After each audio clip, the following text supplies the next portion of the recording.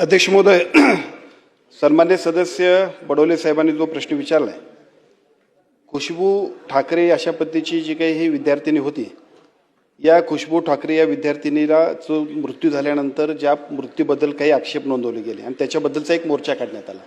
या मोर्चामध्ये किंवा आता सद्यस्थितीत सन्मान्य बडोले साहेबांनी जी काही सूचना केली त्या दोन्ही गोष्टींमध्ये जो एकूणच आरोप झाला, खरं तर आपल्याकडे कुष्ठरोग निर्मूलनाची जी काही मोहीम घेतली जाते त्या मोहिमेच्या माध्यमातून आरोग्य विभागाच्या वतीनं सर्वेक्षण केलं जातं। सातत्यानं याच्यावरती मॉनिटरिंग केंद्र शासनाचं आणि आपण सुद्धा अतिशय चांगल्या पद्धतीने करतोय की ज्याच्यामुळे राज्यातलं सगळं एकूण कुष्ठरोगाचं जे प्रमाण आहे ते 1% आत आणण्याचं जे काही उद्दिष्ट आहे ते पूर्ण करण्यासाठी आपण त्या मोहिमा घातल्या।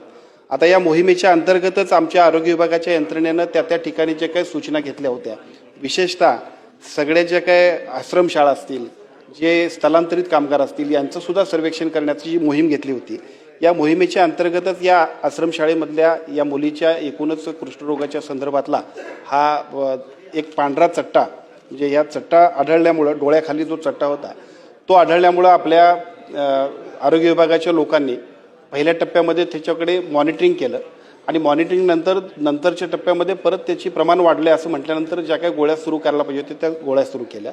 वैद्यकीय जे काय आमच्या सूचना, वैद्यकीय ज्या पद्धतीच्या उपाययोजना करायला पाहिजे होत्या त्या करण्याचा प्रयत्न त्यांनी केला। आता या करत असताना जे काय घटना घडली ती दुर्दैवी आहे, परंतु याच्यामध्ये डॉक्टरांचा दोष कोणताही नाही आहे। फक्त इतकंच झालंय की ज्या पद्धतीनं त्या उपचार करणं आवश्यक होतं, उपचार करत असताना जे काही गोळी द्यायला पाहिजे होती त्या गोळीची रिॲक्शन दुर्दैवानं आली। अगदी खूपच कमी प्रमाणात अशा पद्धतीची रिॲक्शन येते, परंतु ती रिॲक्शन आल्यामुळे दुर्दैवाने याचा मृत्यू झाला। अध्यक्ष महोदय, आदिवासी विभागानं या घटनेनंतर याच्याबद्दलचा 2 लाख रुपयाचा जो काही निधी आहे तो निधी दिलेला आहे आणि या निधीचा एक अतिशय तात्काळ निधीचं वितरण झालेलं आहे। तरीसुद्धा अधिक मदत करण्याबद्दल आपण आदिवासी विभागाला सूचना देऊया की जेणेकरून त्या कुटुंबाला थोडीशी सहकार्य होईल, या उद्देशाने आपण त्यांना सूचना देऊ।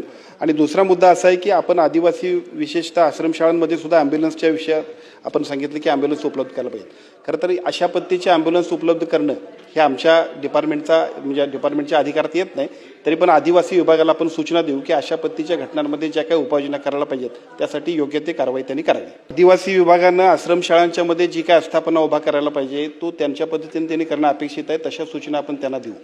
आता दुसरा प्रश्न जो आमचा आरोग्य विभागाचा आहे की ज्या आरोग्य विभागाच्या माध्यमातून अशा पद्धतीच्या कुष्ठरोग निर्मूलनाचं जे काही आम्ही काम करतोय ते अधिक प्रभावीपणाने होण्यासाठी एका बाजूला सर्वेक्षण वाढवण्याबरोबर या सगळ्या गोष्टींच्या मध्ये उपाययोजना करणं, अशा पद्धतीचं काम आम्ही करतोय। आणि मला असं वाटतं की हे करत असताना आपण जे सांगितलं की आपल्याला या सगळ्या कामकाजामध्ये जी काही सुधारणा करायला पाहिजे ती सुधारणा करण्याबद्दल आपण निश्चितपणाने एक बैठक घेऊन आपल्याबरोबर कारवाई करू। अध्यक्ष महोदय, सन्मान्य पटोले साहेबांनी जो प्रश्न विचारला, 2 मुद्दे आहेत। आदिवासी विभागाच्या वतीनं ज्या पद्धतीनं उपाययोजना करायला पाहिजेत किंवा त्यांची एकूण आस्थापना त्याच्यामध्ये काम करते ते करत असते। आरोग्य विभागाच्या वतीनं कुष्ठरोगाच्या असेल किंवा आरोग्याच्या सगळ्या यंत्रणांना सुद्धा अजून गतिमान करण्यासाठी आम्ही सगळे मंडळी काम करत असतो।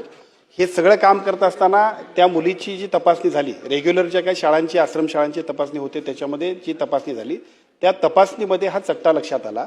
त्या चट्ट्याचं प्रमाण वाढतंय म्हटल्यानंतर तिथल्या ज्या काही एकूण वसतिगृहातल्या अधीक्षिका होत्या त्यांनी आपल्याकडे परत रेफर केलं आणि त्याच्यानंतर मग ह्याच्यावरती उपचार देताना ज्या गोळ्या दिल्या त्या गोळ्यांची रिॲक्शन आली। तरीसुद्धा आपण चौकशी समिती जी आहे ती चौकशी समिती आपण नेमली होती। त्या चौकशी समितीमध्ये ज्या पद्धतीने तिथले अधिकारी होते, विशेषतः त्या अधीक्षिका होत्या, त्या अधीक्षिकांना आपण सस्पेंड केलंय, त्यांच्यावरती चौकशी समिती नेमून डी आपण लावली आणि त्या अधिकाऱ्यांच्यावरती कारवाई होते। दुसरा मुद्दा असा आहे की आदिवासी विभागाच्या वतीनंच नव्हे तर आरोग्य विभागाच्या सगळ्याच RBSKच्या माध्यमातून सगळ्या शाळांची तपासणी केली जाते। सर्व राज्यातल्या आरोग्यातल्या सर्व यंत्रणांच्या माध्यमातून प्रत्येक नागरिकापर्यंत पोहोचण्याचा आम्ही जो प्रयत्न करतोय तो अजून प्रभावीपणाने करण्याबद्दलची आपली सूचना आम्ही अजून चांगल्या पद्धतीने पूर्ण करू।